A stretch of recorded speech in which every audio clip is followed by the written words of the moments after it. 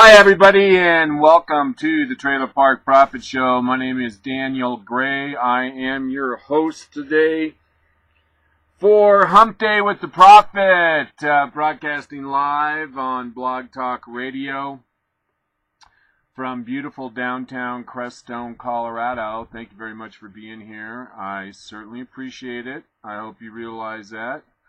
The audience is getting bigger all the time, so it gives me a lot of gratitude knowing that my time that I put in with this show is paying off and people find it interesting enough to tune in, and not only are they watching the YouTube videos, but they're downloading the program and taking it with them on the road or jogging or traveling. At any rate, it makes me really feel good about myself and the show and what we're doing. I know we have kind of a different take on news and world events than probably any other citizen journalist out there, or even any paid journalist. So, it's a lot of fun. All right, let's see here. What is the big talk of the day? Oh, it was announced today that the House Republicans agreed to a increase in our national debt limit, and the news is coming out. It's kind of sketchy. I don't really know what to make of it. It looks like the Democrats, one thing, the Democrats are really patting themselves on the back. I heard one Democrat say that the Republicans just rolled over without a shot fired and went along with allowing for the increase in our debt ceiling. And a lot of my really conservative friends on the internet are really upset. They think that John Boehner and the Republicans ought to dig in their heels and spoil for a fight. Find a way to fight the Democrats at every turn in Congress. And if you listen to this show, and I know you guys do, our system is set up that the Republicans could put a stop to the government.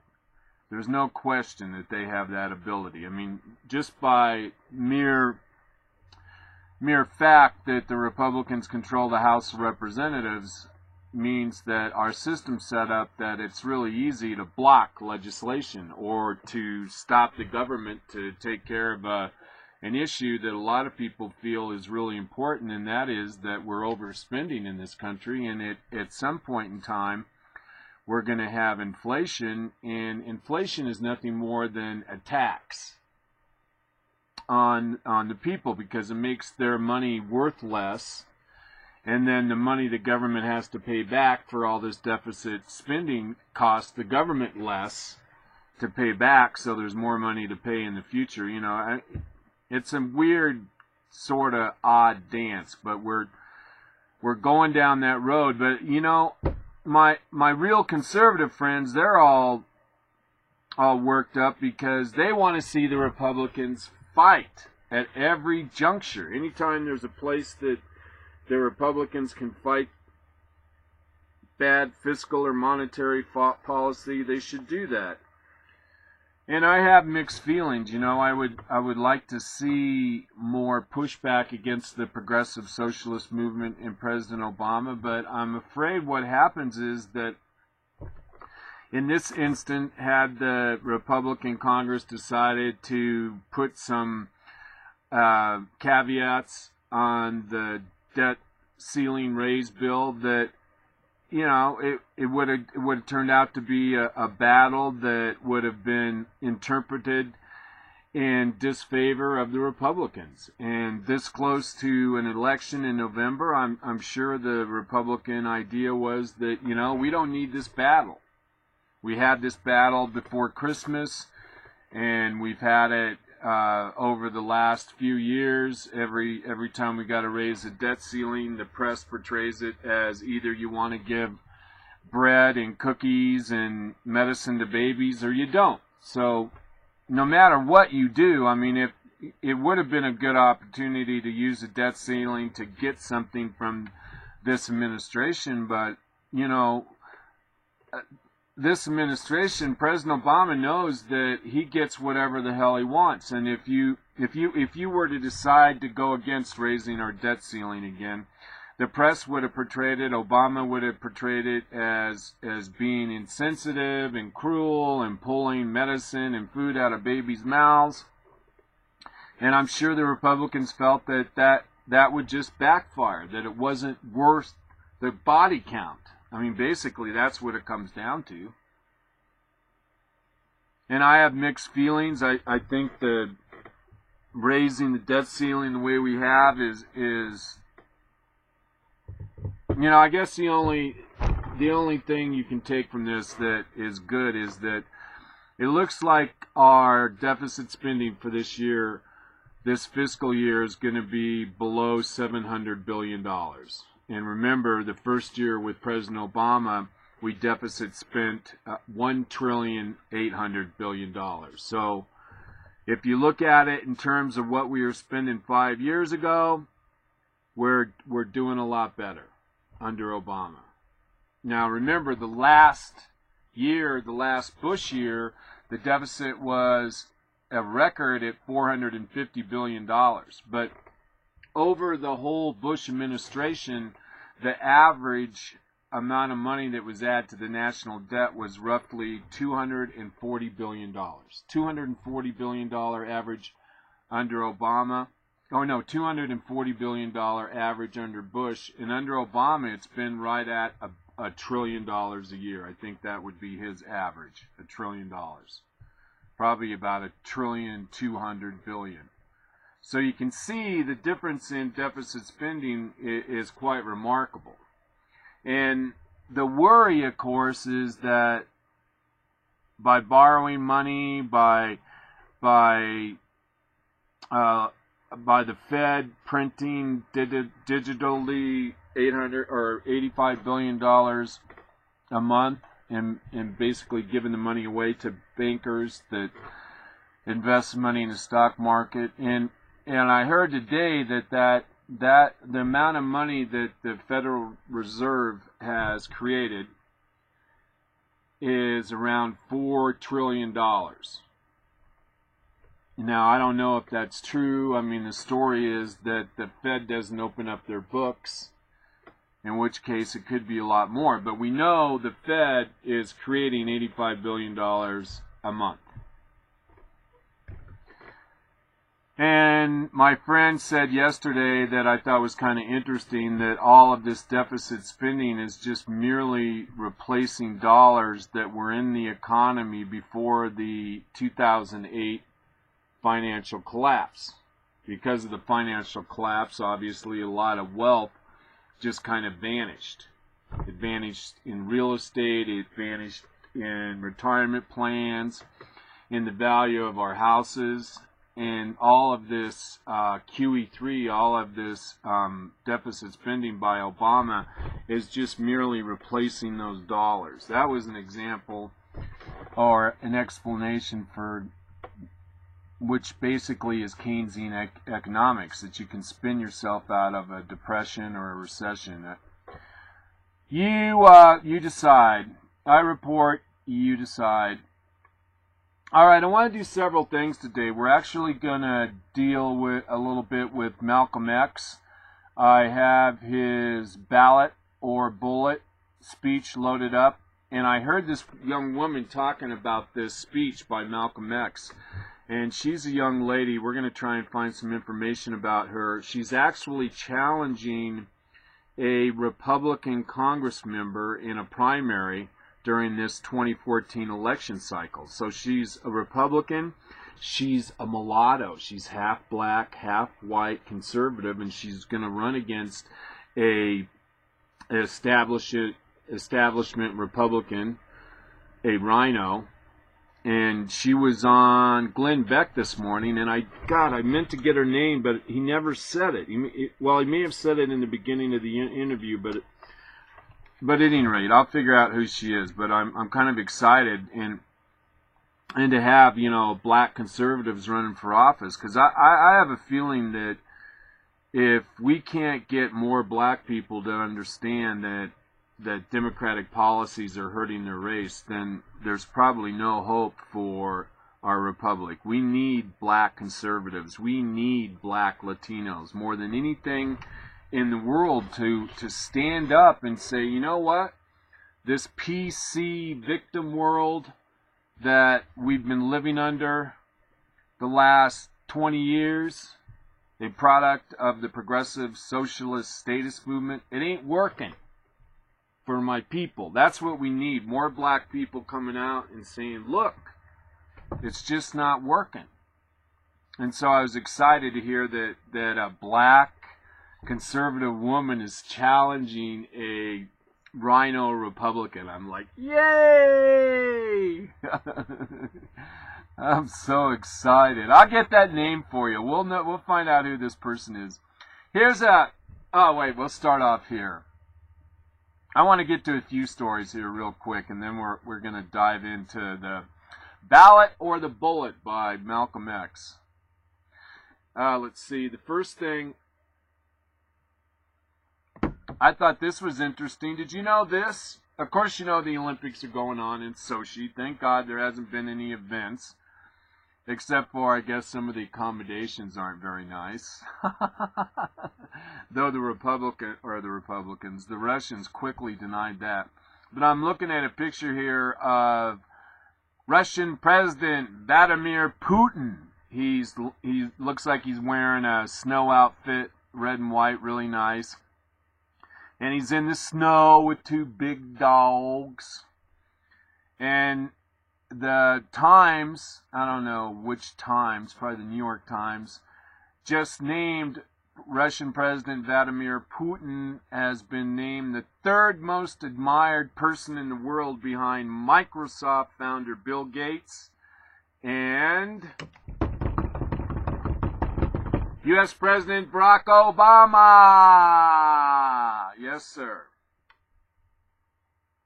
This is kind of interesting. Judge approves Ohio mom changing name to Sexy. Judge approves Sexy name change, the Columbus Dispatch. No matter what the happiness-stomping basement dwellers of the internet say, they can't take this away from her. She is sexy. She's not that sexy, really. Actually, maybe I'll get a better look here. You know, the reason I did this story is because I live here in Crestone. And Crestone's known for its spirituality. And a lot of times people will change their name to whatever nationality their religion is dominant in or something like that. You know, they're always coming up with different names that are, you know, my feeling is you can call yourself whatever you like. You know, if you want to change your name to Electra or Kia or Zamboni, you know, I really don't care. That's your decision. I know from my own experience by being named Daniel, what'll happen is you'll introduce yourself. Hi, my name's Daniel Gray, or my name's Dan Gray, and there's always some prick will instantly say, "Oh, nice to meet you, Danny." And I can't believe you would be amazed how many people actually use that line on me in particular. And I'll have to say, no, my name isn't Danny, it's Daniel or Dan. And I've had people around here continue to call me Danny, and it's just amazing. But, you know, if this woman, she wants to be called Sexy, I mean, is it a problem? I mean, is it a problem if she wanted to call herself, like, Doorknob or Orifice, Hole in the Wall? I don't know. Should that be the right? Should the government be involved? I mean, the government, I guess, has got to be involved. I mean, if you just want to change your name and that's the name you use out in public or at work, I mean, I don't know, man. The whole name thing is. Here's a video. Let's see if we can hear something about this. Looking for a new Honda or great used car? Why not buy direct from Honda Marysville? It starts with a $20 oil change and gets better with a 2014 Civic LX. I forgot about the ad. God damn it. Oh, now I'm really making a mess. Alright, I kind of gooped that up. No, we'll be okay. This is going to be over. I don't want to even hear it now. Forget it. Let's see if there's some verbiage here.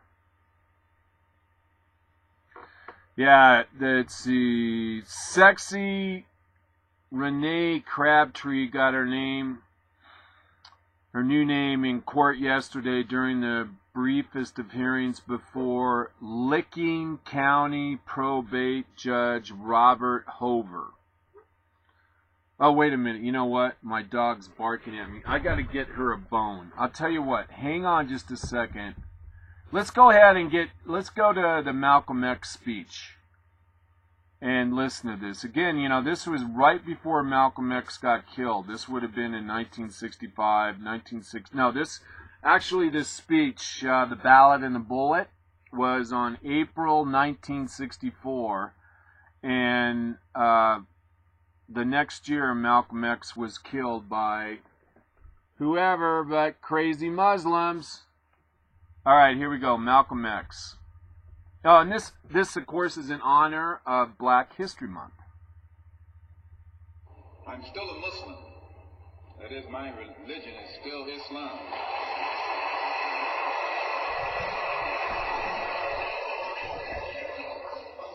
My religion is still Islam. I still credit Mr. Muhammad for what I know and what I am.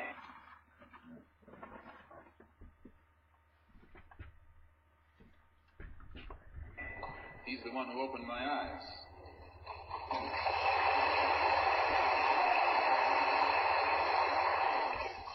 At present, I'm the minister of the newly founded Muslim Mosque Incorporated, which has its offices in the Teresa Hotel, right in the heart of Harlem. That's the Black Belt in New York City. And when we realized that Adam Clayton Powell was a Christian minister, he has Abyssinia Baptist Church, but at the same time he's more famous for his political struggle. And Dr. King is a Christian minister from Atlanta, Georgia, or in Atlanta, Georgia, but he's become more famous for being involved in the civil rights struggle. There's another in New York, Reverend Galamison. I don't know if you've heard of him out here. He's a Christian minister from Brooklyn, but has become famous for his fight against the segregated school system in Brooklyn. Reverend Cleave, right here, is a Christian minister here in Detroit. He's the head of the Freedom Now Project. All of these are Christian ministers.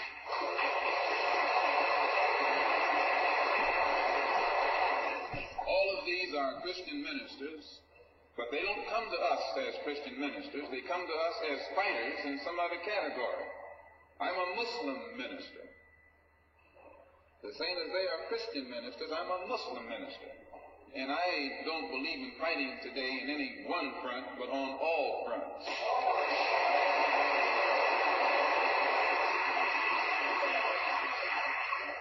In fact, I'm a black nationalist freedom fighter.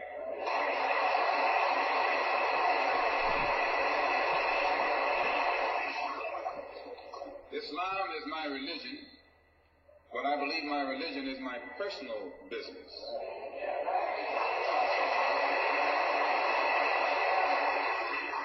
It governs my personal life, my personal morals, and my religious philosophy is personal between me and the God in whom I believe, just as the religious philosophy of these others is between them and the God in whom they believe. And this is best this way. Were we to come out here discussing religion, we'd have too many differences from the outstart, and we could never get together. So today, though Islam is my religious philosophy, my political, economic, and social philosophy is black nationalism. You and I...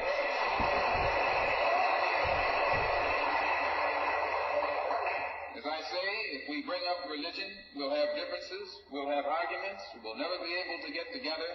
But if we keep our religion at home, keep our religion in the closet, keep our religion between ourselves and our God, but when we come out here, we have a fight that's common to all of us against the enemy who is common to all of us.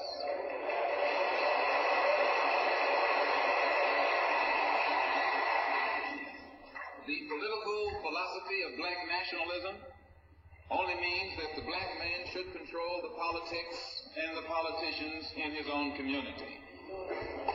The time when white people can come in our community and get us to vote for them so that they can be our political leaders and tell us what to do and what not to do is long gone.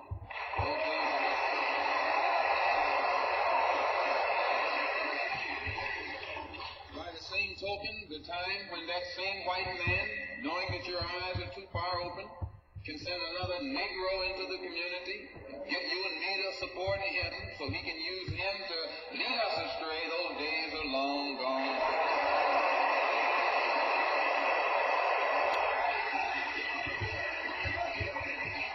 The political philosophy of black nationalism only means that if you and I are going to live in a black community, and that's where we're going to live, because as soon as you move into one of their, as soon as you move out of the black community into their community, it's mixed for a period of time, but they're gone, and you're right there all by yourself.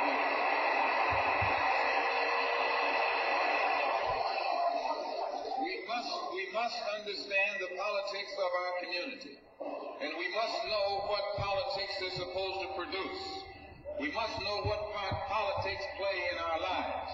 And until we become politically mature, we will always be misled, led astray, or deceived or maneuvered into supporting someone politically who doesn't have the good of our community at heart.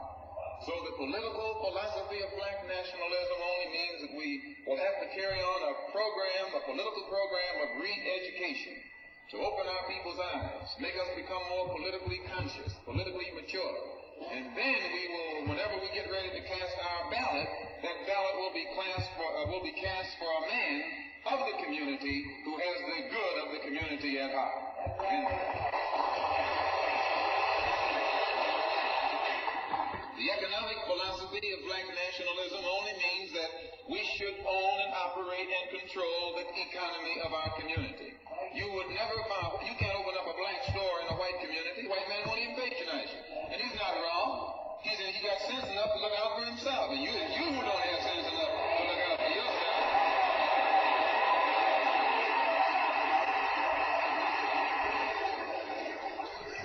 The white man is too intelligent to let someone else come and gain control of the economy of his community. But you will let anybody come in and control the economy of your community.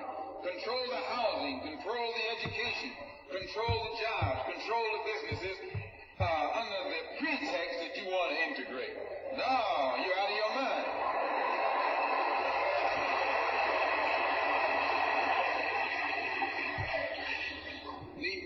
The economic philosophy of black nationalism only means that we have to become involved in a program of re-education to educate our people into the importance of knowing that when you spend your dollar out of the community in which you live, the community in which you spend your money becomes richer and richer. The community out of which you take your money becomes poorer and poorer. And because these Negroes who have been misled, misguided, are breaking their necks to take their money and spend it with the man. The man is becoming richer and richer, and you're becoming poorer and poorer. And then what happens? The community in which you live becomes a slum. It becomes a ghetto. The conditions become run down. And then you have the audacity to complain about poor housing in a run-down community. While you run it down yourself when you take the dollar out.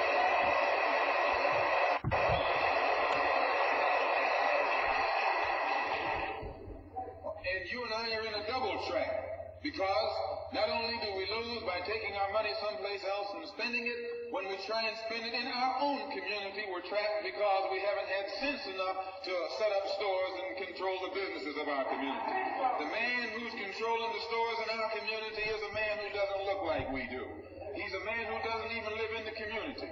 So you and I, even when we try and spend our money in the block where we live or the area where we live, we're spending it with a man who, when the sun goes down, takes that basket full of money in another part of the town.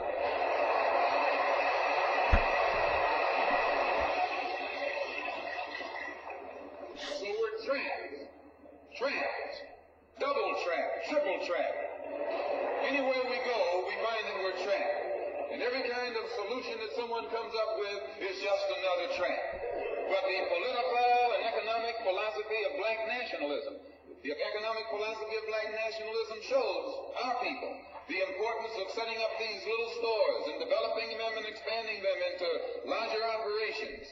Woolworth didn't start out big like they are today. They started out with a dime store and expanded and expanded and then expanded until today they're all over the country and all over the world, and they're getting some of everybody's money.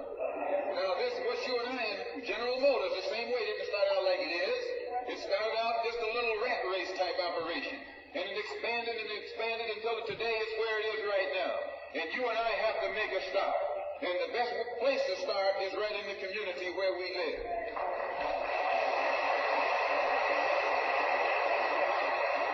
So our people not only have to be re-educated to the importance of supporting black business, but the black man himself has to be made aware of the importance of going into business.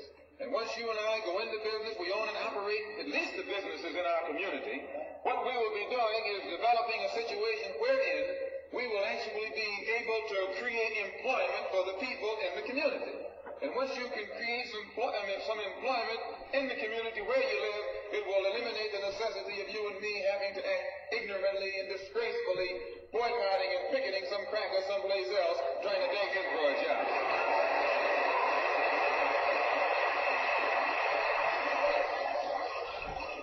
Anytime you have to rely upon your enemy for a job, you're in bad shape.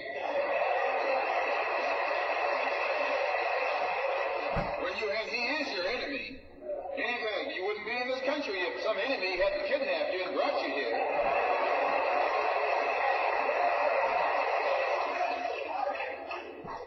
On the other hand, some of you think you came here on the Mayflower.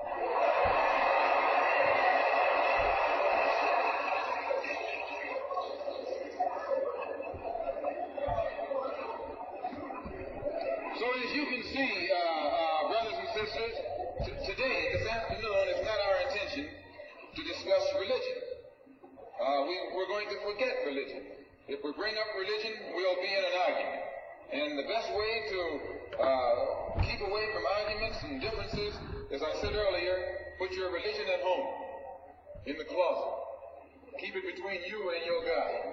Because if it hasn't done anything more for you than it has, you need to forget it anyway.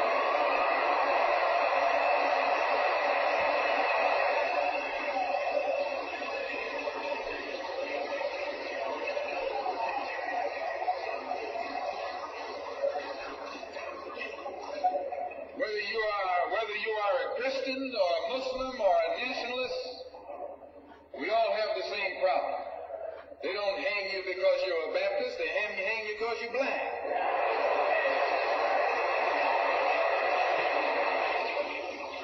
They don't attack me because I'm a Muslim, they attack me because I'm black. They attack all of us for the same reason. All of us catch hell from the same enemy. We're all in the same bag, in the same boat. We suffer political oppression, economic exploitation, and social degradation. All of them from the same enemy. The government has failed us. You can't deny that. Anytime you live in the 20th century, 1964, and you walking around here singing, "We shall overcome," the government has failed.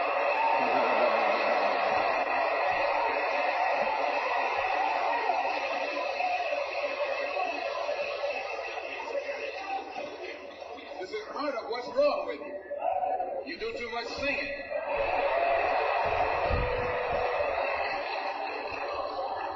Today it's time to stop singing and start swinging.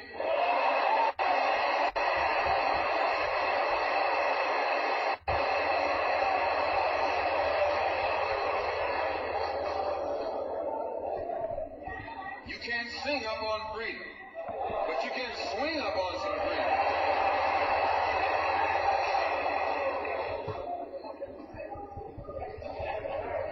Cassius Clay can sing, but singing didn't help him to become the heavyweight champion of the world. Swinging helped him.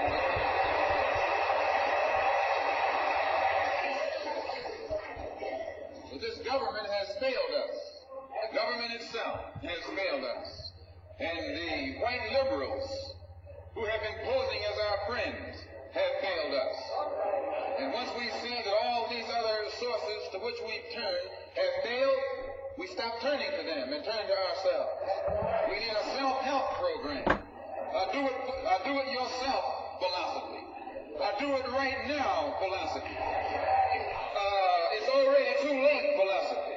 This is what you and I need to get with. And the only way we're going to solve our problem is with a self-help program. Before we can get a self-help program started, we have to have a self-help philosophy. Black nationalism is a self-help philosophy. What's so good about it, you can stay right in the church where you are and still take black nationalism as your philosophy.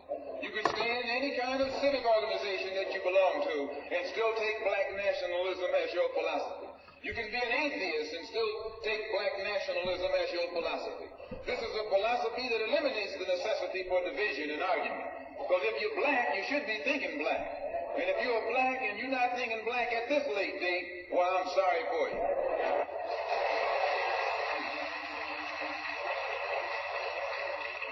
Once you change your philosophy, you change your thought pattern. Once you change your thought pattern, you change your attitude. Once you change your attitude, it changes your behavior pattern. And then you go on into some action. As long as you got a sit-down philosophy, you'll have a sit-down thought pattern. And as long as you think that old sit-down thought, you'll be in some kind of sit-down action. They'll have you sitting in everywhere. It's not so good to refer to what you're going to do as a sit-in. Then right there castrates you. Right there it brings you down. What goes with it? Think of the image of someone sitting. An old woman can sit. An old man can sit. A chump can sit. A coward can sit. Anything can sit. Well, you and I have been sitting long enough, and it's time today for us to start doing some standing and some fights to back that up.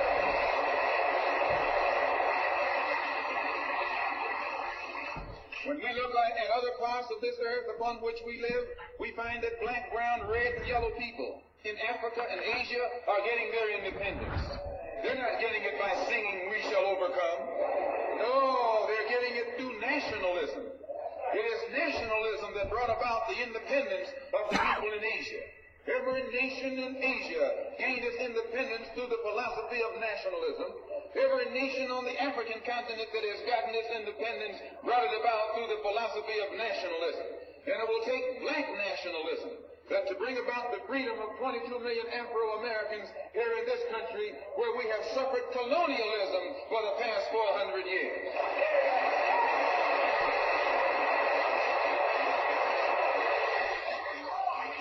America is just as much a colonial power as England ever was. America is just as much a colonial power as France ever was. In fact, America is more so a colonial power than they, because she's a hypocritical colonial power behind it.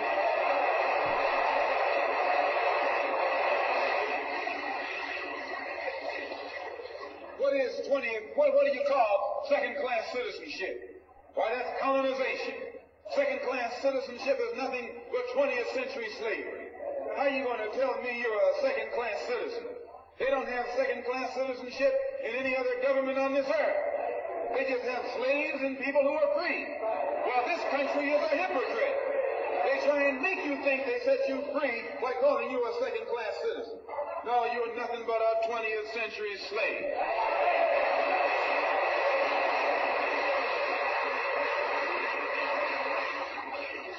Just as it took nationalism to remove colonialism from Asia and Africa, it'll take black nationalism today to remove colonialism from the backs and the minds of 22 million Afro-Americans here in this country. And 1964 looks like it might be the year of the ballot or the bullet.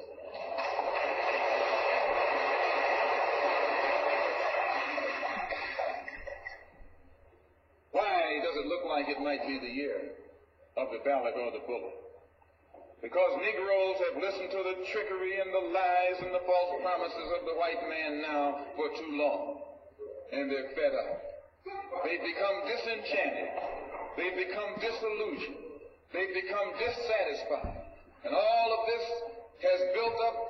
operations in the black community that makes the black community throughout America today more explosive than all of the atomic bombs the Russians can ever invent. Whenever you got a racial powder keg sitting in your lap, you're in more trouble than if you had an atomic powder keg sitting in your lap. When a racial powder keg goes off, it doesn't care who it knocks out the way. Understand this, it's dangerous. And in 1964, this seems to be the year. Because what can the white man use now to fool us? After he put down that march on Washington, and you see all through that now, he tricked you, had you marching down to Washington. Yes, had you marching back and forth between the feet of a dead man named Lincoln and another dead man named George Washington, singing "We Shall Overcome."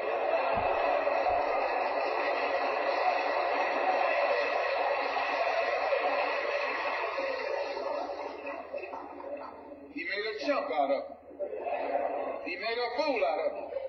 He made you think you were going somewhere, and you end up going nowhere but between Lincoln and Washington. So today our people are disillusioned.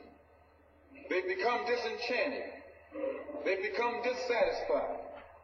And in their frustrations, they want action. And in 1964, you see this young black man, this new generation, asking for the vote, ballot for the vote.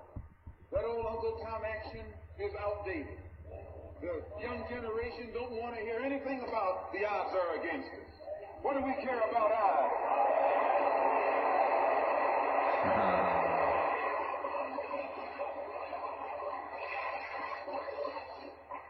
When this country here was first being founded, there were 13 colonies. The whites were colonized. They were fed up with this taxation without representation. So some of them stood up and said, liberty or death. Though I went to a white school over here in Mason, Michigan. The white man made the mistake of letting me read his history books. He made the mistake of teaching me that Patrick Henry was a patriot. And George Washington wasn't nothing non-violent about old Pat or George Washington. Liberty or death was what brought about the freedom of whites in this country from the English.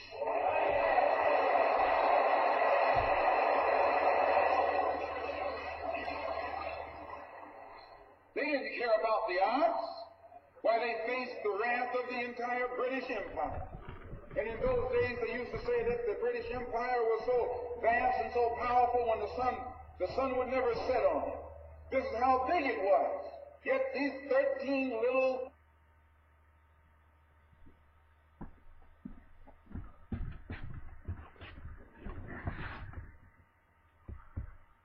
scrawny states, tired of taxation without representation, tired of being exploited and oppressed and degraded, told that big British Empire, liberty or death. And here you have 22 million Afro-Americans, black people today, catching more hell than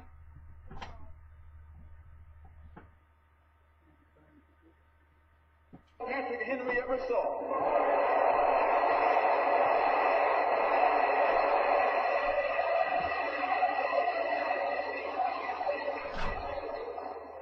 And I'm here to tell you, in case you don't know it, that you got a new generation of black people in this country who don't care anything whatsoever about odds. They don't want to hear you old Uncle Tom handkerchief heads talking about the odds. No.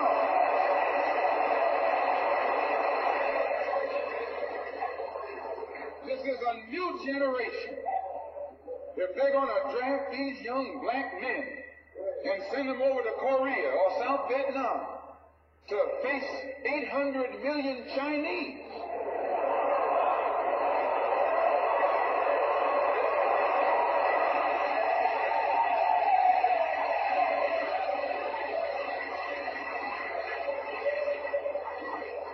if you're not afraid of those odds, you shouldn't be afraid of these odds.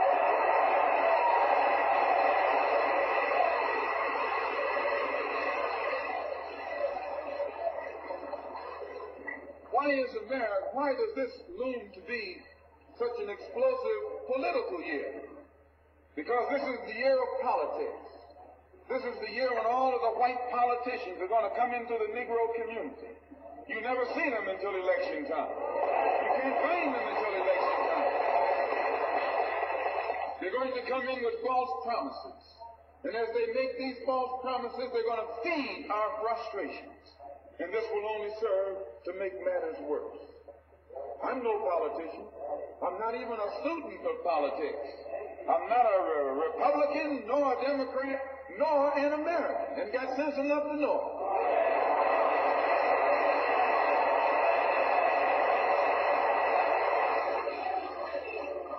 I'm one of the 22 million black victims of the Democrats.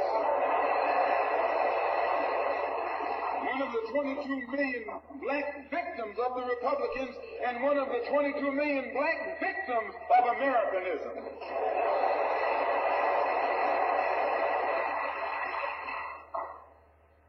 When I speak, I don't speak as a Democrat or a Republican, nor an American. I speak as a victim of America's so-called democracy. You and I have never seen democracy. All we've seen is hypocrisy.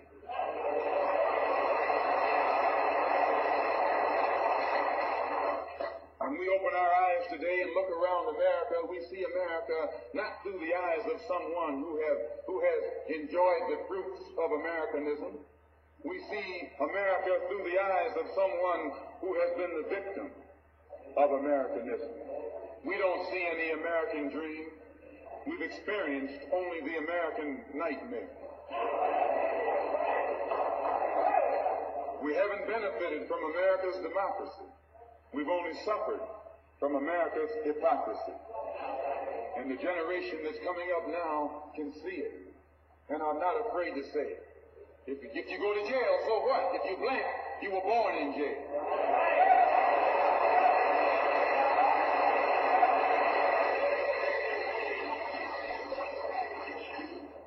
If you're black, you were born in jail. In the North as well as the South. Stop talking about the South. As long as you're south of the Canadian border, you're south.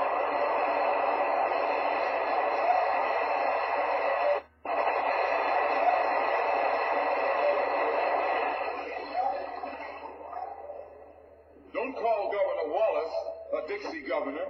Romney is a Dixie governor.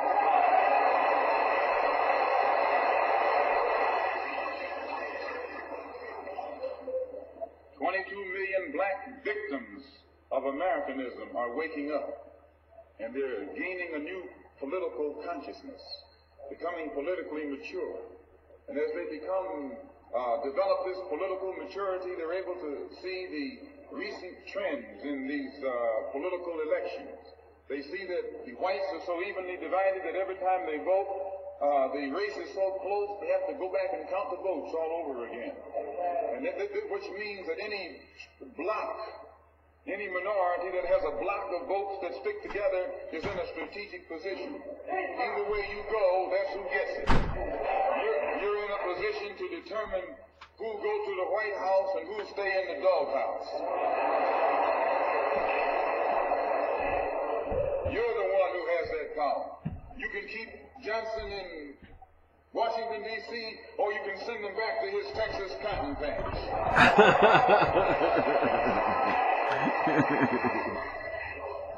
You're the one who sent Kennedy to Washington.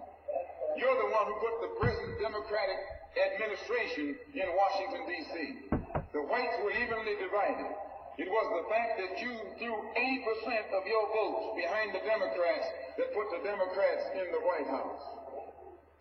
When you see this, you can see that the Negro vote is the key factor. And despite the fact that you are in a position to be the determining factor, what do you get out of it?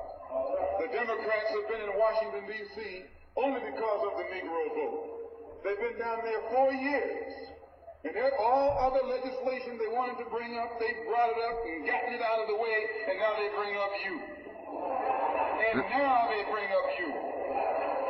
You put them first and they put you last. Because you're a chump. Hello.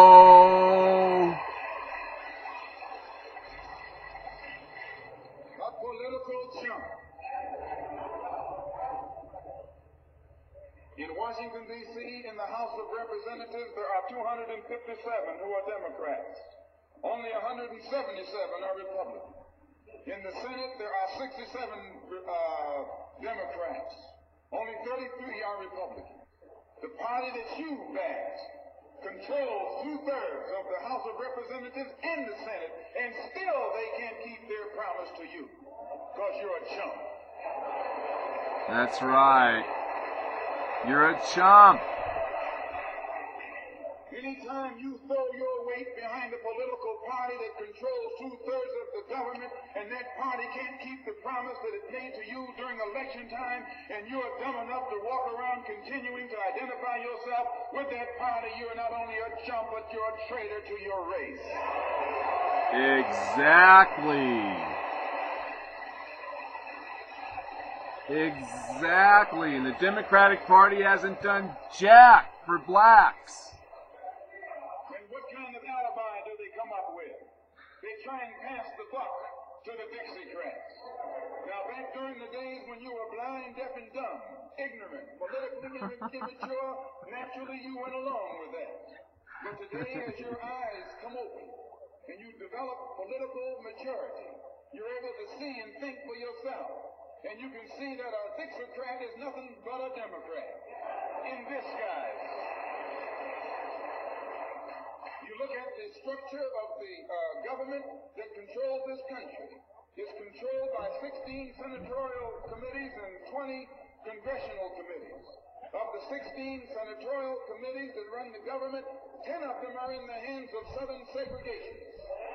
Of the 20 congressional committees that run the government, 12 of them are in the hands of Southern segregationists. And they're going to tell you and me that the South lost the war.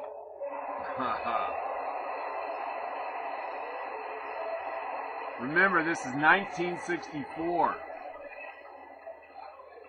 You today are in the hands of a government of segregationists, racists, white supremacists, who belong to the Democratic Party but disguise themselves as Dixiecrats.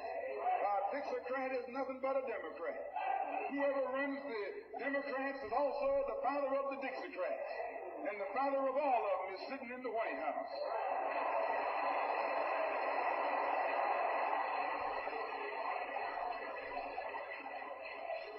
I said it and I say it again. You got a president who's nothing but a Southern segregationist. Talking about Johnson.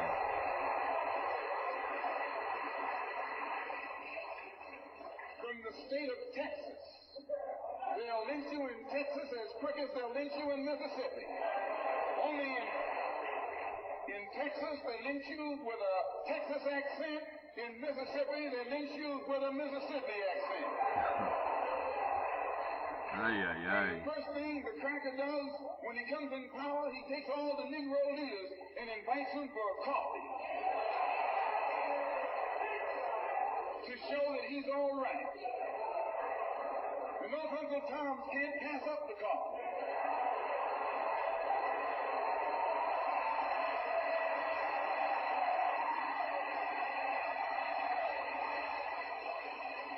I don't know what that reference means, but meant something. They come away from the coffee table telling you and me that this man is all right. He's all right. Because he's from the South. He's from the South. And since he's from the South, he can deal with the South. And look at the logic that they're using. What about Eastland? He's from the South. Oh, come on. Make him the president. If Johnson is a good man because he's from Texas, and being from Texas will enable him to deal with the South, Eastland can deal with the South better than Johnson.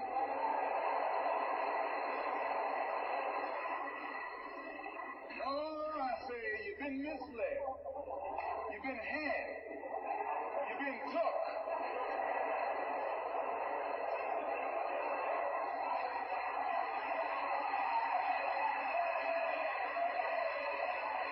Another reference. I didn't get it. I was in Washington a couple of weeks ago while the senators were filibustering. And I noticed in the back of the Senate a huge map. And on this map, We got some chatter here. Negroes in America. And surprisingly, the same senators that were involved. There's some did you hear that background in there? There's some chatter on that video. I was in Washington a couple of weeks ago while the senators were filibustering. And I noticed in the back of the Senate a huge map. And on this map, it showed the distribution of Negroes in America. And surprisingly, the same senators that were involved in the filibuster were from the states where there were the most Negroes. Why were they filibustering the civil rights legislation? Because the civil rights legislation is supposed to guarantee voting rights to Negroes in those states. And those senators from those states know that if the Negroes in those states can vote, those senators are down the drain. Democrats. The representatives of those states go down the drain. And in the Constitution of this country, it has a stipulation wherein whenever the rights, the voting rights of people in a certain district are violated, then the representative who's from that particular district, according to the Constitution, is supposed to be expelled from the Congress. Now, if this particular aspect of the Constitution was enforced, why, you wouldn't have a trapper in Washington, D.C.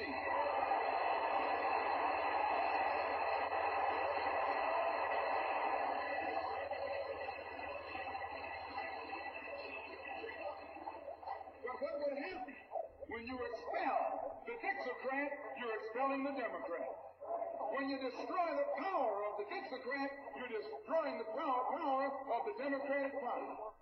So how in the world can the Democratic Party in the South actually side with you in sincerity when all of its power is based in the South? These Northern Democrats are in cahoots with the Southern Democrats.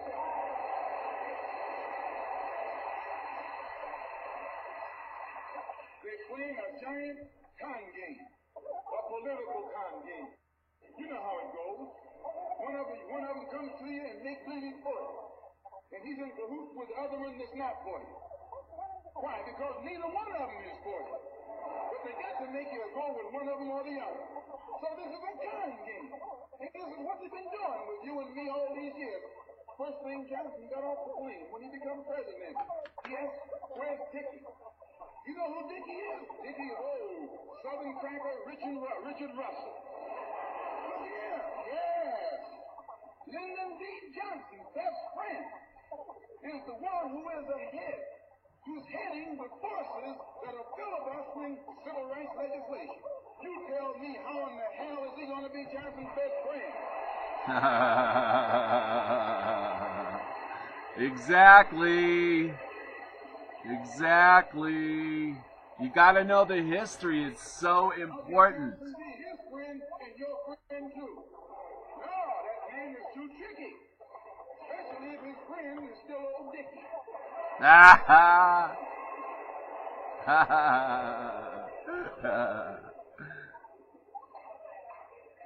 The Negroes keep the Democrats in power, they're keeping the Dixiecrats in power.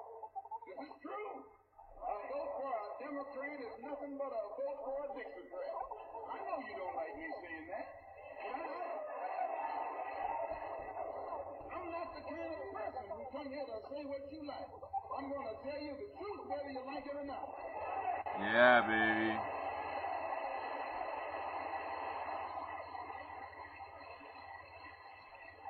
Up here in the North, you have the same thing. The Democratic Party don't do it. They don't do it this way. They got a thing that they call gerrymandering. They maneuver you out of power. Even though you can vote, they fix it so you're voting for nobody. They got you going and coming. In the South, they're outright political wolves. In the North, they're political foxes. A fox and a wolf are both canine. Both belong to the dog family.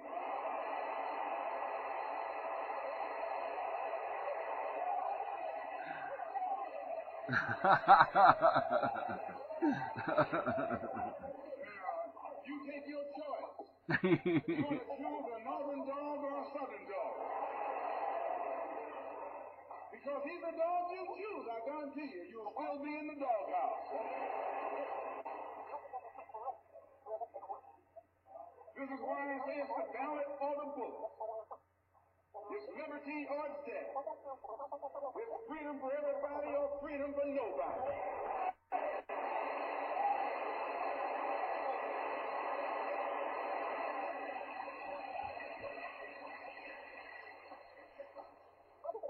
America today finds herself in a unique situation.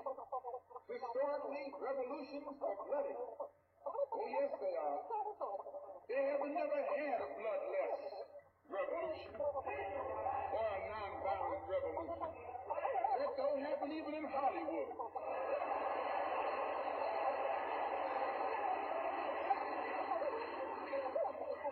You don't have a revolution in which you love your enemy. And you don't have a revolution in which you are begging the system of exploitation to integrate you into it. Revolutions overturn systems.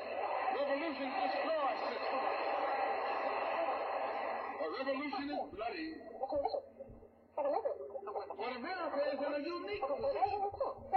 She's the only country in history in a position actually to become involved in a bloodless revolution. The Russian Revolution was bloody. Chinese Revolution was bloody. French Revolution was bloody.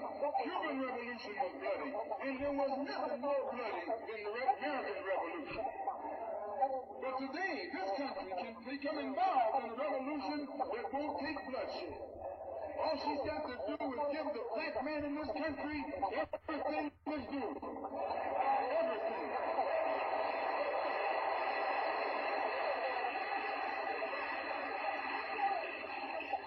I hope that the white man can see this. Because if you don't see it, you're finished. If you don't see it, you're going to become.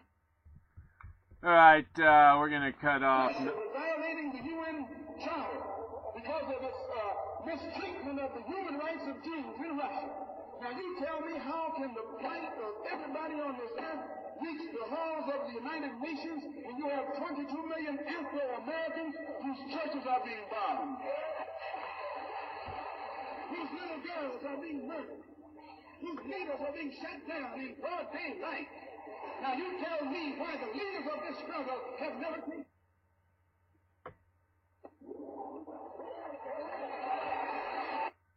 All right, I'm going to cut it off there. That was Malcolm X, a speech that he gave in 1964, April 4th, 1964. I was having some audio difficulties there.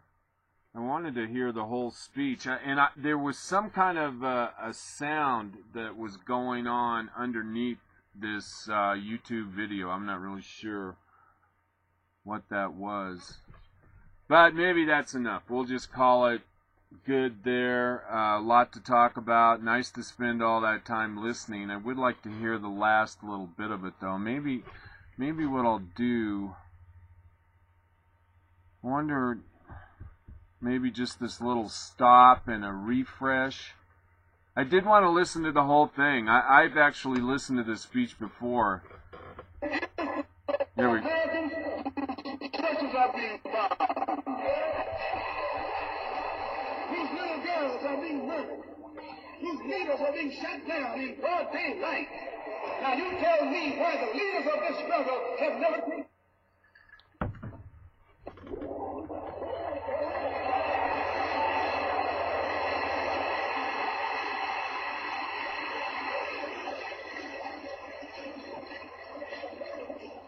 Our next move is to take the entire civil rights struggle. All right, I'm hearing some background chatter in the Malcolm X speech, so we'll get out of there.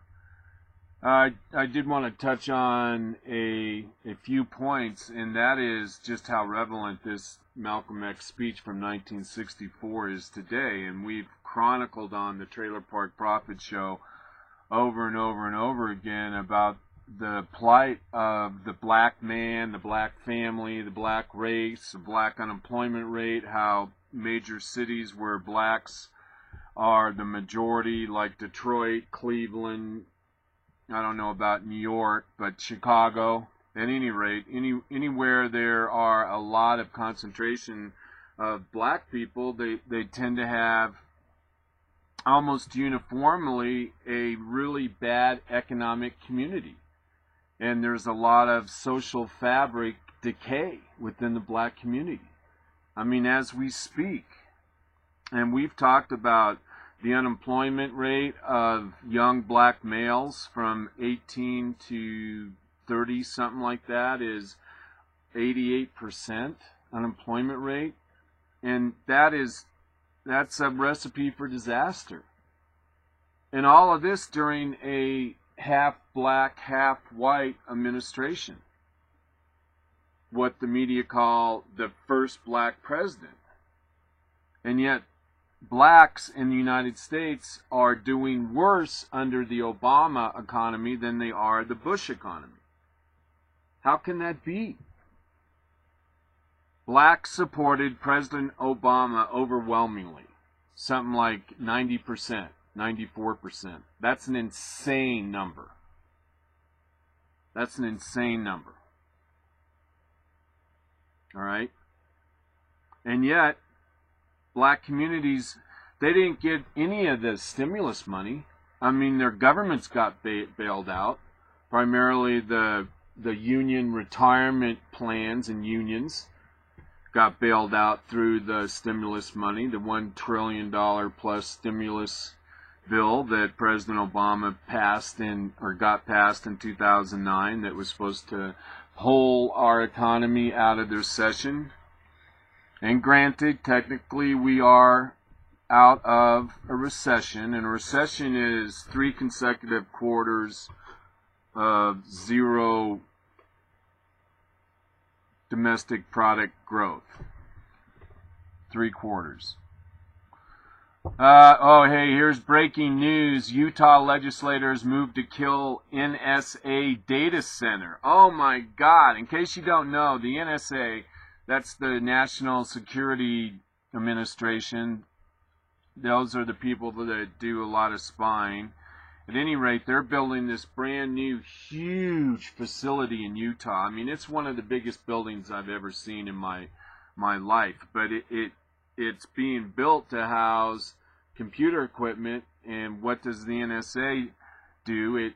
It holds, stores information on you and I and God knows who else. I mean, they're supposed to only be looking for terrorists, but you know, who knows if that's the case. Okay, let me get this story. It's breaking. I just saw it on my Facebook page. But anyway, it said that the legislature passed a bill, and I don't see how they're going to be able to enforce this. This could be one hell of a showdown. Okay, my friend Cindy Hang posted this vis-a-vis Barbara Dumbaugh C. Roska.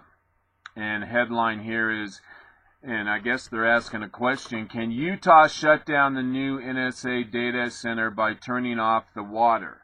A new bill introduced by State Representative Mark Roberts seeks to do just that. And this, okay, this is kind of interesting. This is from today, Dateline Salt Lake City. And this is just introduction of a bill. And let's see, let's make sure that actually is the case. Right.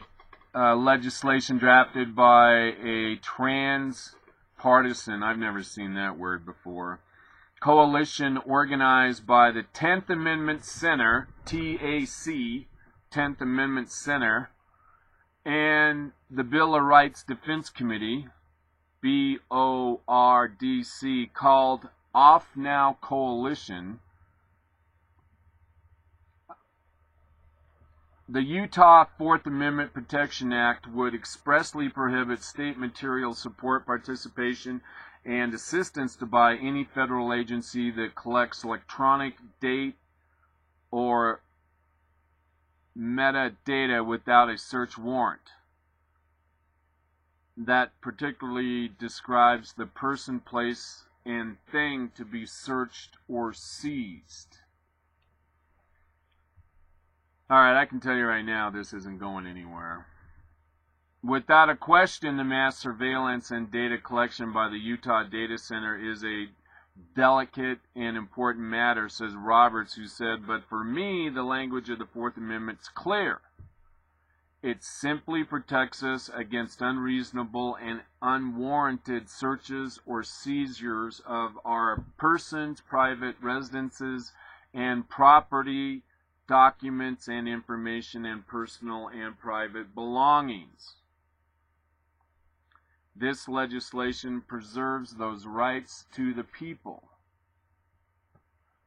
This puts contracts that provide the 1.7 million gallons of water a day necessary to cool the NSA computers at the Bluffdale facility in crosshairs. Bluffdale, a political subdivision of Utah, provided the NSA with a sweetheart water deal. The bill would begin the process of ending that deal, potentially crippling the NSA's ability to keep the facility functional. So, I don't think that's such a big deal. Well, we'll see. I mean, just if we took this to its logical conclusion, let's say this bill actually passes the legislature and they try and cut off water to this brand new multi-billion-dollar NSA facility. So they cut off the water, and you think the federal government's just going to walk out of Utah and say, well, the people of Utah didn't want us to have water, so we're going to abandon this multi-billion-dollar project and go back to Washington. You think that's going to happen? I don't think so. I mean, I'll tell you, if anything happens at all, what will happen is maybe the state will negotiate a reasonable or even more reasonable in favor of the citizens of Utah agreement to continue selling the NSA the water they originally agreed to, the 100 and whatever, how much water it was. Anyways, but it's an interesting story, you know, that someone would have the cojones to actually make a statement. And that's probably what this is more than anything, is a statement piece of legislation. And of course the headline sucks you in, you know. Okay, let's get back to the rest of the show. Oh, let's get back to Malcolm X. I want to talk a little bit about that speech and about how people who are black in color or Latinos or women are really chumps to support the Democratic Party.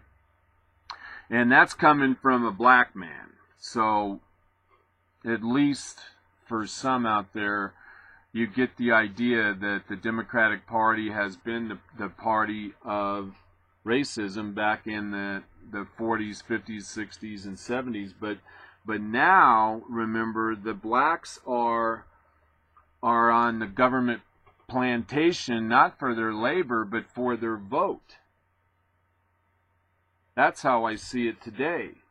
And the concept that we've talked about a lot here on the Trailer Park Prophet Show, and that is that the PC progressive socialist statist idea that blacks somehow should be held to a lower standard. That is, in and of itself, the most racist act anyone could take against blacks or Hispanics.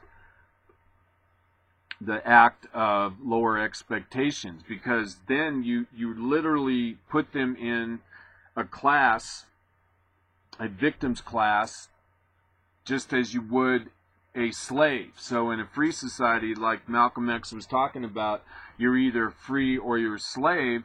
Well, now the black man is you know, it's more like you're either a first-class citizen or you're a second-class citizen. That's what lower expectations does to you. It makes you a second-class citizen in the eyes of the court, in the eyes of the government and your community. And it's that standing as a second-class citizen that blacks have of themselves, and rightfully so, that allows for that just allows for mayhem and the actual destruction of the core values and the social structure of a society. They break down. And in the case of blacks, when you are able to break apart the family, you break apart morality, and you break apart virtue and making good choices and personal responsibility. And I liked what Malcolm X was talking about as far as the black nationalism, but when he was talking about how the white man comes to the black community and sets up shop, and then at night takes the money back to his white community. You know, remember we were talking about Trader Joe's trying to set up shop in Oregon, and the black community didn't want a Trader Joe's in their community. But yet, see, that in my mind is something different, only because what Malcolm X was saying that I thought was important is that he was basically telling blacks in the black community to be industrious. You know, why allow a chain store to come in here and start making hamburgers or, you know, whatever chain you can think of? Why don't blacks have the initiative to set up their own businesses? Because then they keep that money in the community, and they hire our youth and give them some sort of responsible activity rather than hanging out. I mean, he was really saying, in my mind, I was hearing about being involved in your own community, and what I talk about when we talk about how all politics is local. You know, it's that kind of a thing, you know. And you look at the black race, and 20%, 25% of adult males in the black community are incarcerated. 20%, 25%, I can't remember what it is. I mean, that's devastating. That's devastating. And 75% of black births are out of wedlock. That's devastating. And the graduation rate of black youths in inner cities is like, I think I read one time, like 35%. It's the worst. Nationwide, high school rates, including rural schools and city schools, is only like 55% graduation rate for all of the high schools across America. But in black schools, it's only like 25-30% of the kids actually graduate from high school. So the education system is failing the black kids horribly, and all of the decay of black cities is attributable to the Democratic Party, or during the reign of the Democratic Party. And you think, okay, well, follow the money. Where did all the money go? Why is Chicago broke? Why is LA broke? Why is Cleveland broke? Well, we've chronicled this on the Trailer Park Profit Show. The reason all these municipalities are broke is because of the absorbent benefit packages that these cities just mentioned and other ones gave to their public employee unions. The promises that the political actors made to the unions, the public employee unions. I mean, it was a quid pro quo. I give you votes, you give me benefit. And that's what's bankrupting these big cities. They can't pay what's called their legacy costs, their costs for retirement of their employees and their health care.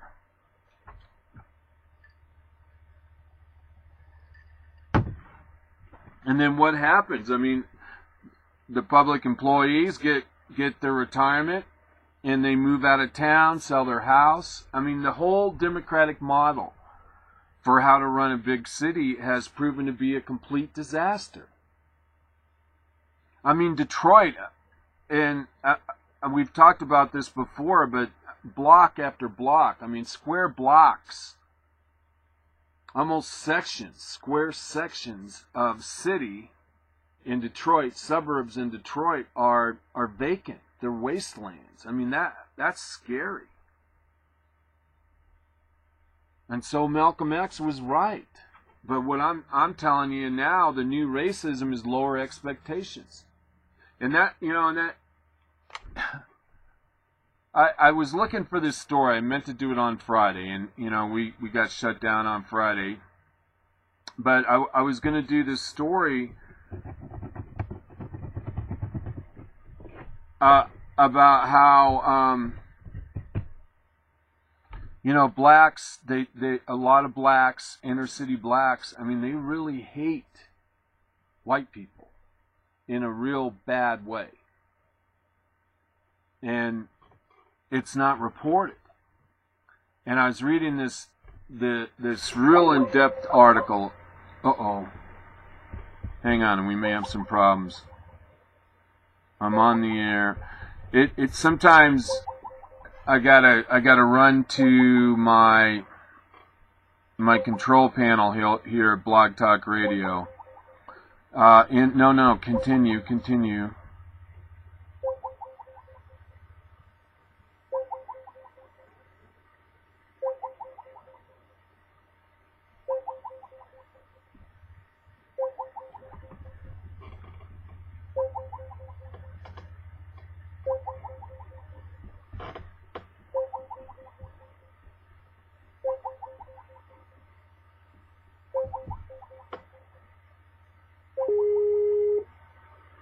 Since it appears you're calling back into a live show, we are reconnecting you now.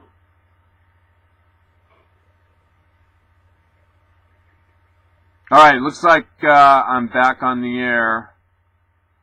Alright, you're listening to the Trailer Park Prophet. My name's Daniel Gray. I am your host du jour. We're broadcasting live on Blog Talk Radio from beautiful downtown Crestone, Colorado. We just listened to Malcolm X's speech that he gave in April of 1964 entitled The Ballot or the Bullet, and it is a real brilliant speech. He's funny. I really like him. And I was talking about lower expectations and one of the stories, this article I wanted to share with you. And the crust of it was that there is an epidemic of black on white violence. And we've reported on, I think, around 30 cases, recent cases of the knockout game, which is perpetrated by black youths, and the idea is to knock out a white person from behind with one punch. But this article pointed out that it chronicled all the cases, the individual cases across the United States, and that they're trying to make the case that this is a trend, that this black and white violence is a trend, which I think it is. But they pointed out that the media is ignoring the story, that there's a blackout by the lamestream media, the progressive socialist statist media, against any stories about black on white violence. And you got to say, well, why is that? I mean, this is a horrible story. Anywhere somebody would perpetrate such a crime on somebody, you would think would be a story to begin with, but they're not even stories oftentimes. And we got video, we got YouTube of kids talking about the knockout game and how it's played and whether or not they've been playing it. But the story that I was going to read to you points out that there seems to be a media blackout, and of course the question's why. I mean, would that be what Martin Luther King wanted, or would that be what Malcolm X would want? Would he want the media to step on stories that made black people look bad? And I don't think that either of those two men would. I really don't. I mean, you can't lower expectations. And that's in essence what we've done for blacks, and then the actual result of that is this antisocial behavior by black youths. I mean, it's like we've set blacks up to fail.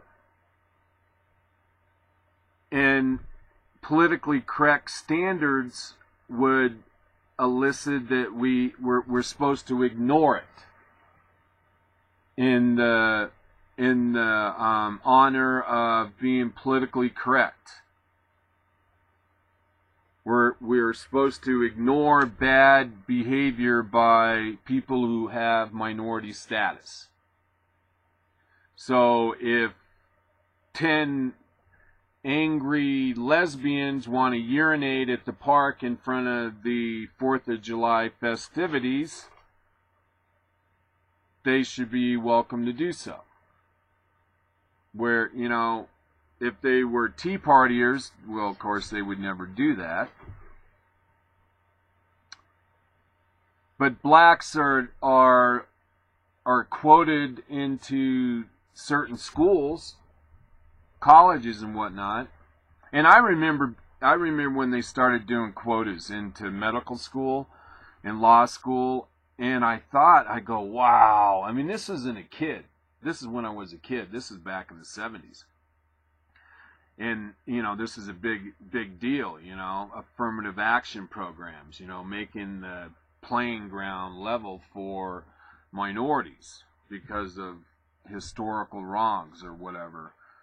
Somehow, I mean, and you know, just the idea of affirmative action, it never set right with me, because you're admitting as a society that these people are damaged goods. They're disadvantaged. They're second-class citizens, for Christ's sakes. No matter how you dice up affirmative action, you can't come to any other conclusion other than you're creating a class society.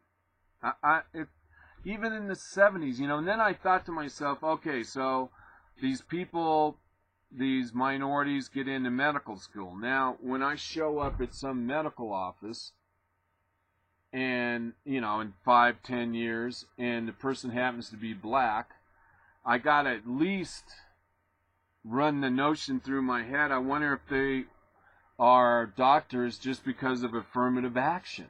I mean, did they really have the brains and the hard work and the ability to become a doctor? Or is this here minorities standing in front of me calling themselves a physician? I mean, are they full strength physician, or are they partial strength? I mean, it's hard to process. I mean, you have to ask yourself the question, are they up to the task? I mean, am I making a mistake here? I don't want to be perceived as racist, but how do I know this black person here is qualified? You know what I mean? And really, I would never not go to a black doctor for that reason, but still, it begs the question, doesn't it? And I think it creates two different classes, no matter how you size it up.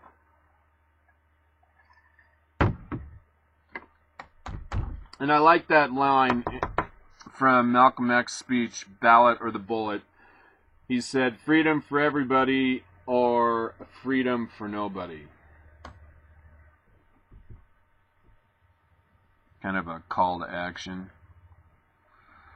All right. Oh, I wanted to give you an update on Crestone, in case I forget. I don't think I have my notes here. And in case you didn't listen to the Monday program, I talked about how the town of Crestone had allegedly made some changes down at the park, and I talked to the lady who is the Crestone town manager today, very professional, Kia, and she gave me the town's perspective on the solar video camera that's down at the park, and I have to admit I agree with her. And they had some problems down there at the park, and one thing that she brought up to me, that there was actually a rape at the park, and that the behavior had gotten to the point where it was beyond the pale, and that they do actually video down at the park, and they capture that video, and the only time they look at the video is if there is an accusation of a criminal act. And that would be exactly what I would want. I mean, I have to tell you myself, I've been jumped a few times, and, you know, knowing that going down the park that I could get jumped, now having a camera there, I know that at least if I get jumped, we'll be able to find out who did it, you know, and I won't have to go through a lot of hassle. And the bit about the TV, I guess the kids did kind of get crossways with the town maintenance man. He was also on the Crestone Board of Trustees over the picnic table, the beautiful picnic table that was down at the park in Crestone. And some of the kids, I guess, actually did start carving inappropriate sexual members, sexual parts in the big thick table, and then they got crossways with the town maintenance guy. And so anyways, oh, and the table still does exist, and I'll check it out and I'll tell you how it looks. But I just, you know, all politics is local. Okay, here, this is kind of funny. Here's a little video on how Obama won. In case you want to know how Obama won the election, here's proof that ran on CNN. And this is Brian Todd from Philadelphia on CNN Politics Special Report.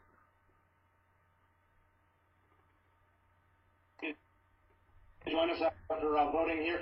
You know, you said it went pretty smoothly for you in there, but I really want to get a sense from you of the mood here in Overbrook Park, this area of Philadelphia. What are people saying about the excitement of voting in this particular election? Time for change, man. Fed up with the time for change. Time for a new face.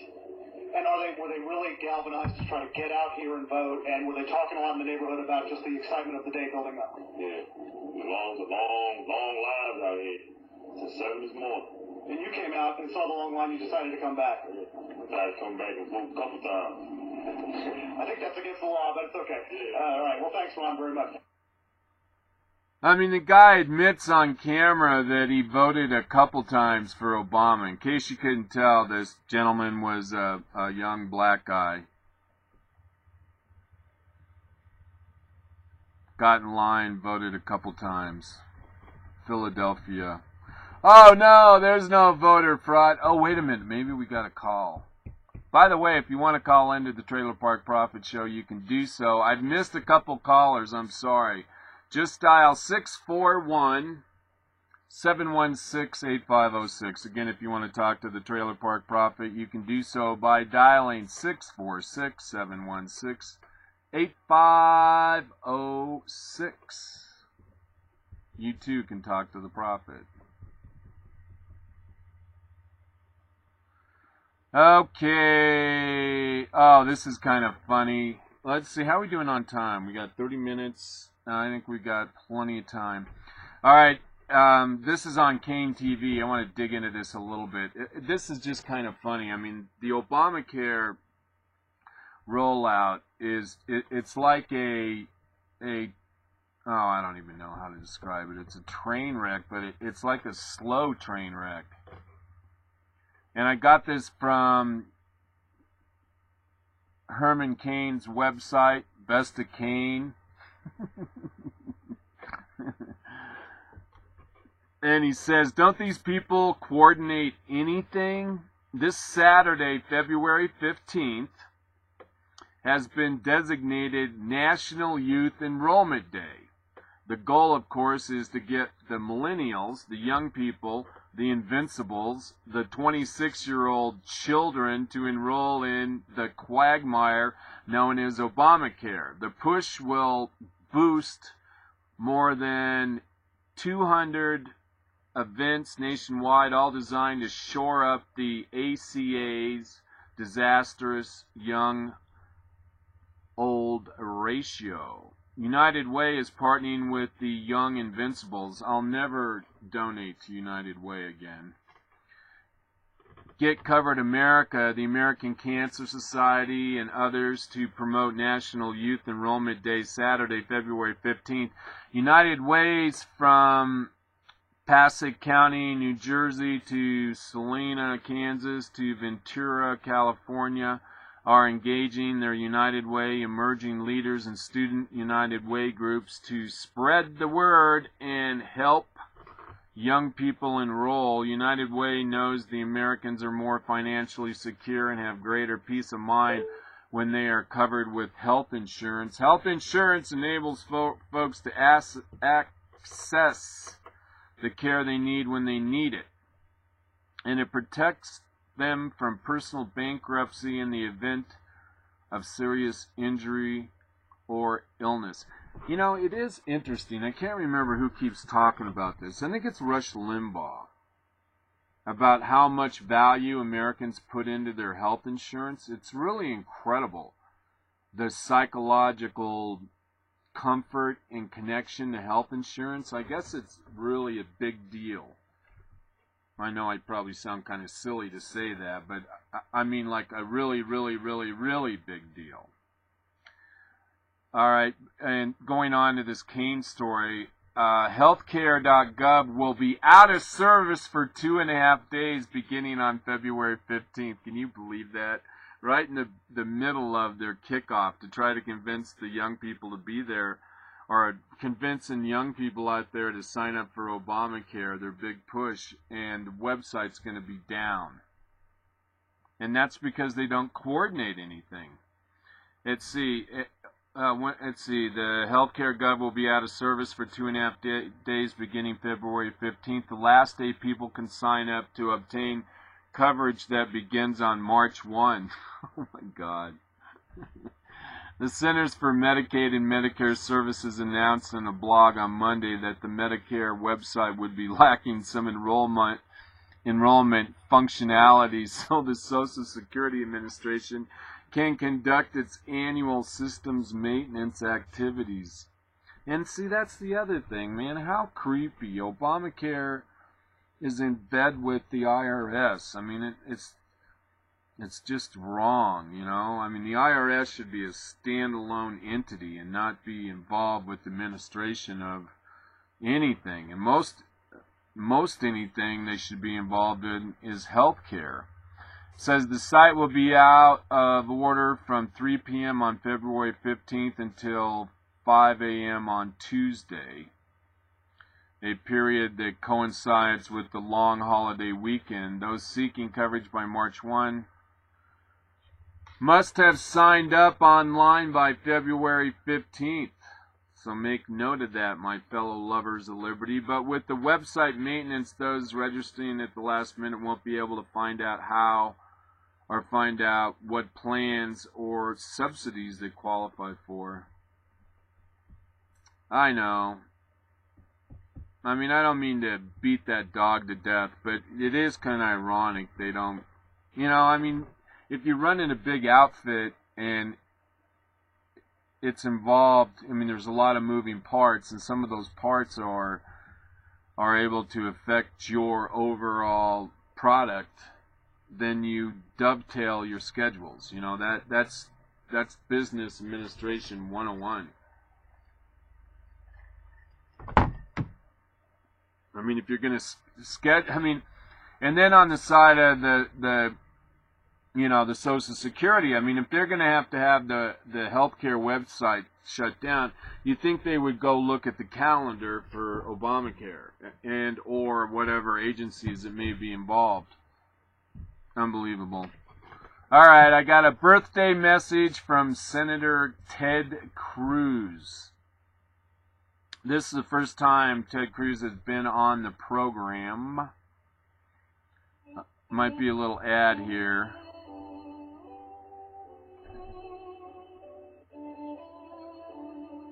Hi, Governor. Today is February 11th, and it's your birthday. I hope that you're staying warm up there in Alaska. It is so much colder up there than it is in Texas.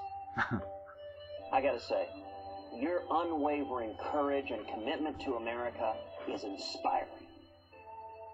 Now, I know the media has viciously attacked you and your family for many years. But as you know, if the media wasn't coming after you, you wouldn't be doing it right. You wouldn't be standing up for America. Keep it up, Governor. You are a warrior, and I couldn't be more proud to stand beside you, fighting alongside the American people to save this great nation. Thank you, God bless you, and happy birthday.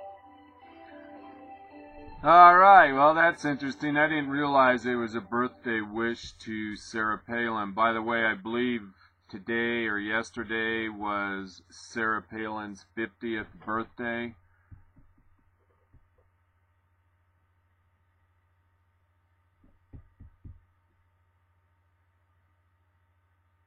Oh, this is big news.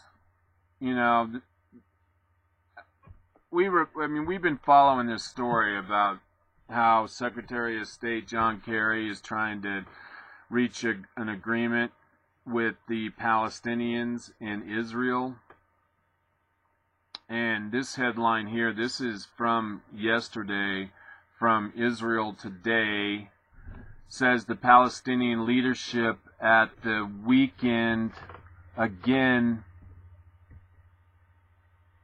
signaled how far we are from reaching a bilateral final status peace agreement that determined an ongoing efforts of U.S. Secretary of State John Kerry notwithstanding. In a previous report today,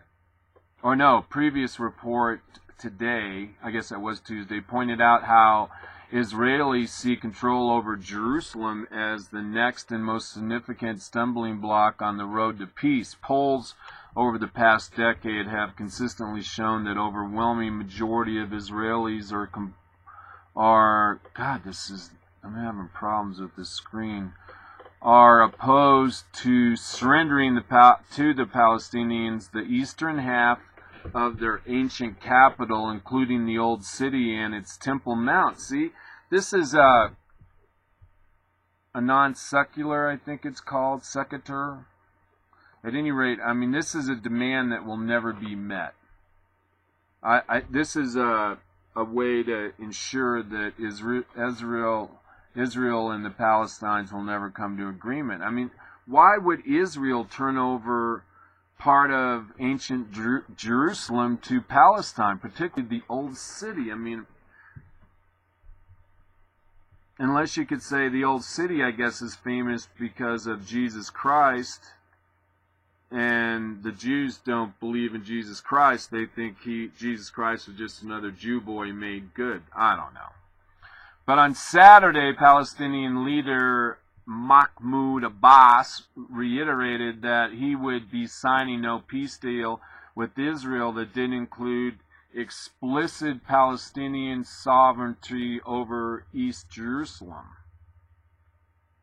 Now, the Temple Mount, I guess, had a church, and then now there's a mosque or something like that. But it's not like Jerusalem is the center of Islam. You know, that's not the case. I don't know. This is just a way, I think, to ugly up the negotiations. Because, you know, I'm sorry I have to say this. I really think that Palestine wants Israel wiped off the map. And this is all stalling and posturing and game playing. And everyone in the Middle East who is Islam or Islamic is waiting for Iran to get a bomb to take out Israel. And, you know, it shouldn't come as any surprise because there was a good deal on the table under Clinton, and the Palestinians rejected it. Palestinians don't want peace with Israel. And they're using their lust for their own territory, you know, as their flag. But that's not really their intention. I don't think so.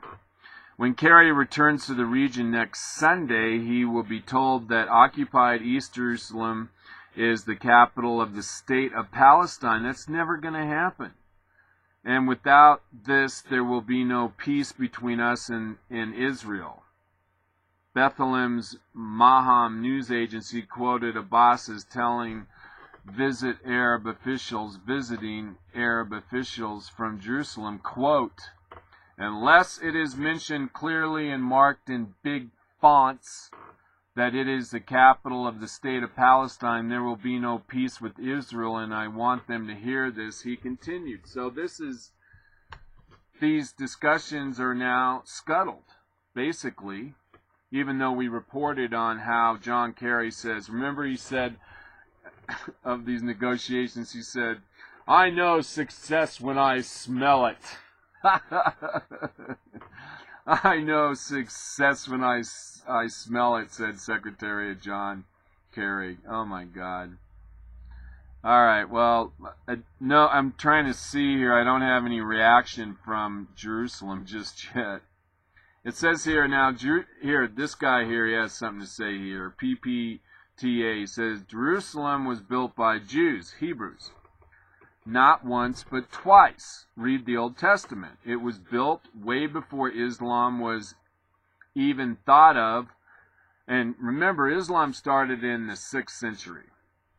Way before the Lord Jesus came, the living God gave the land of Israel to Abraham, who was father of the Jews and the Arabs.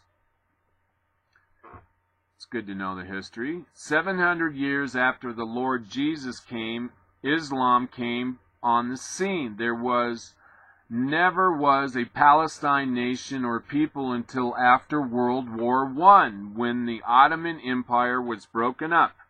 Even at the start, the countries of Syria and Jordan were supposed to take the displaced Arabs into their countries. They didn't do that. They set them up in camps that still exist today as refugees. The Torah, Quran, the Old Testament in the Bible has no record of Palestine. We did a segment on that one time. All right, Pilot 007 says, could not agree more. Hitler wanted peace too. A piece of Poland, a piece of France, etc. Kerry needs to get serious or go home. A little Bible study might well help. But see, the thing is, Kerry's oblivious to this history of Christianity. All right, and Eggs Benedict, that's a cute name, says after invading the Promised Land, which was already occupied by various peoples, the territory assigned to the tribe of Benjamin included the city of Jebus, Jerusalem. Thus, Jebus was already in existence before the invasion of the 12 tribes of Israel. I don't know if the people who built Jebus were the Hebrew stock or not, but the biblical account of the book of Joshua is a very interesting read. Don't forget the tribe of Judah was only one of 12 tribes at this time, so it's difficult to say that Jerusalem was built by Jews. See, that's what I love about the internet. You know, these people are so intelligent, and they know their history, and they understand the importance of this issue, but you know, I still don't think the Palestinians ever existed. All right, here we got Cynthia 1210. How much time we got? You are correct in saying that Jebus existed, but you referred to it as a city. In truth, it was a small, rural, a bit well-guarded fortress town. David decided to build it into the capital city of Israel and Judea and give it the importance that it was maintained throughout history. Had he decided on any of the other neighboring towns in that area, nobody would even know the name of Jerusalem today.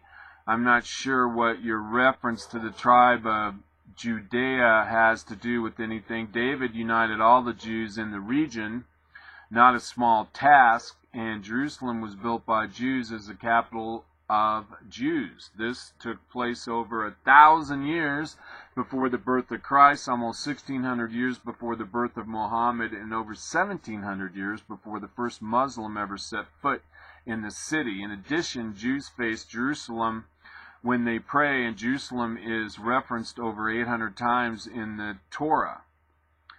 Not once in Jerusalem mentioned in the Quran, and Muslims face Mecca to pray. What does that tell you? All right, I mean, this really makes this story complete, doesn't it? Obviously, the Palestinians are playing John Kerry and the world community, trying to make us feel like there's going to be some kind of agreement, when in fact, just by this statement of a boss saying that they want the capital Palestine to be in Jerusalem, you know, this is an unreasonable request. I mean, it's all, this is an international insult. I'm just amazed for some reason. Okay, National Guard trains to fight Second Amendment supporters. Ohio National Guard training envisions right-wing terrorism. Media trackers, documents from the Ohio National Guard training drill conducted last January reveal, are rather startling. Basically, they're training the National Guardsmen to think about having a confrontation with people that support the Second Amendment. That's kind of scary, you know. Did you... I think I did everything I said I was going to do. Let's see.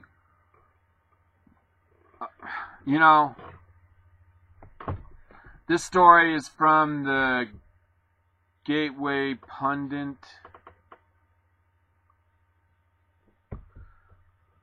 And I just want to read the headline. I think there's some other stories I want to get to. Headline, middle class killer. Obama's new clean coal rules will increase energy costs by 70 to 80%. I actually have a video here. And, of course, that would kill our middle class. Barack Obama's Deputy Assistant Secretary for Clean Coal told Congress this week. So that's some... Well, maybe we should look into this. He actually said this before Congress. All right, this is from the Gateway Pundit. Maybe we should listen to the video. Headline was basically what I just said. Yeah, let's listen to this testimony. This was in Congress yesterday. That's what's so cool about the internet, man. We have information right at our fingertips. And it says, this is Barack Obama's Deputy Assistant Secretary for Clean Coal told Congress this week the new clean coal rules will increase energy costs by 70 to 80%. Can you believe that? I don't know, man. My generic question is pretty straightforward. All of these carbon capture sequestration technologies add cost to these coal plants. Could y'all give the committee or the subcommittee a kind of a baseline estimate of how much it adds to the cost? Does it double the cost? Does it increase it by 25%, 50%? What's the generic estimate? Thank you very much for your question. I'm happy to provide that answer. It's a question that a great number of people are asking. First, a quick caveat. Again, that number, the precise number, will vary by plant, whether it's subcritical or supercritical, by coal rank, and by the kind of technology used. Typically, we express these costs as a range. So for the first generation technology that Dr. Kara was mentioning earlier, we're looking at something on the order of $70 to $90 a ton. In that context, that looks something like a 70 or 80% increase on the wholesale price of electricity. For the second generation technologies which we're developing, it's our strong expectation that that number will be roughly half. We'll be looking at something like a $40 or $50 a ton cost. So the initial technology almost doubles the cost, and the next generation is going to add 25% to the cost. Is that fair? Again, with respect to the wholesale price, yes. The retail price, of course, will vary by market. One of the points that I would like to make, though, it is in fact a substantial percentage increase in the cost of electricity, but in part, that's because the current price of coal is so low that it represents a large percentage increase. Now, what has... Yeah, but it still raises the wholesale cost, and the wholesale provider has to adjust their price appropriately to their end user, their retail user. And this is exactly what we talked about this 3 years ago on the show, that President Obama is, you can see it on YouTube. He says that in order for green technology to succeed, that you have to make the cost of fossil fuel energy way out of sight for the average consumer. And this testimony yesterday substantiates that these policies are going to raise energy costs by as much as 88% in certain markets, but basically they're breaking the back of the middle class consumer to hoist on all this green energy. Not to mention the jobs. I mean, there's going to be job loss, and let's see here how much time we have left. Robert Reich talking about college and hosting another screening of Inequality for All. I guess he's going around to colleges, and he has this new movie, Inequality for All. I'd like to look at it. I think I may have it. It might be right here, actually. You can go to my Facebook page and check it out. I didn't plan on talking about Robert Reich. I'm really glad we did the Malcolm X video. I hope it wasn't, you didn't hear that feedback. There's some feedback on that, at least on my end. Let's see, do I want to do this story? Oh, this is kind of interesting. Study on the best states for young professionals. I like the name of this website. It's called The Credit Donkey. And this is a story by Leva Gershom. If you finish college and you're ready to get your professional career in gear, but you want to play, it's time to have fun and meet new people and have those adventures that come with your 20s. Alright, we want to get down to the actual... I want to know where these places are. Where should young people be?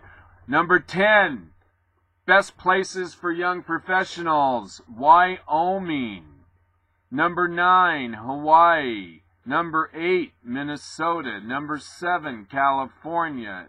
Number 6, Rhode Island. Number 5, Colorado. Number 4, Texas. Number 3, Washington State. Number 2, Utah. Wow, Utah. And number 1 state for young professionals, Virginia. That was kind of fun. Alright, moving on. What do we got here? Let's see. What was this?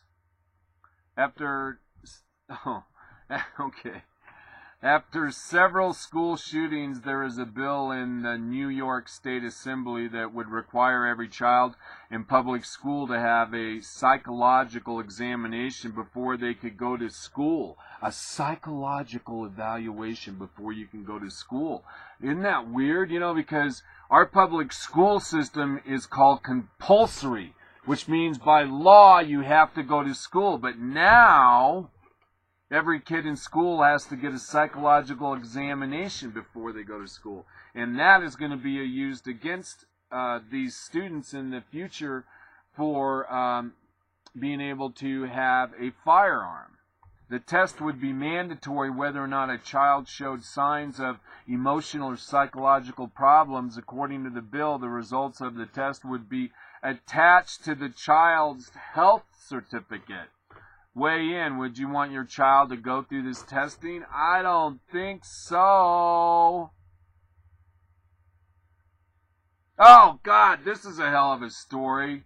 this kind of freaked me out. I've actually seen this several places, and when I first read the headline, I thought, you know what, that can't be true. But I saw this on PJ Media, and I'm telling you, it's kind of scary. Consider, let's see, this is one way to skew the Obamacare stats and turn the IRS into the Democrats' personal political army in a stroke. Consider what administration officials announcing the new exemption for medium-sized employers had to say about firms that might fire employees to get under the threshold and avoid hugely expensive new requirements of the Obamacare law. Obama officials made clear in the press briefing that firms would not be allowed to lay off workers to get into the preferred class of those businesses with 50 to 99 employees. How will the feds know what employers were thinking when hiring and firing? Simple. Firms will be required to certify to the IRS under penalty or perjury that Obamacare was not a motivating factor in their staffing decisions. To avoid Obamacare costs, you must swear that you are not trying to avoid Obamacare costs. You can duck the law, but only if you promise not to say so. I mean, this is a gag order that the Obama administration is putting on small businesses. I mean, this is coercion. I mean, this is like how the mafia works. You better keep your damn mouth shut. I mean, really, this is America. And they have a press conference that they're going to go out. They're going to go out there. The Obama administration has a press conference and warns employers that if you get rid of people to get under the that one ceiling, so you don't have to provide full-time health care, if you try and do that, God, you'll be under penalty of law. Unbelievable, man. I'm telling you what. I mean, not only do you have to have Obamacare insurance, but it just kind of blows my mind that people can be penalized. They can impugn your motives, basically. I mean, so what if you want to lay off people because of Obamacare? It seemed like that would be your right. It's your business. But obviously under Obamacare, on the Obama plantation, you got to keep your damn mouth shut. All right, everybody. My name is Albert Lee Giller, and I'm the senator for the 24th district, right here in beautiful Louisiana. That's not what I wanted. Recently, I made what many are referring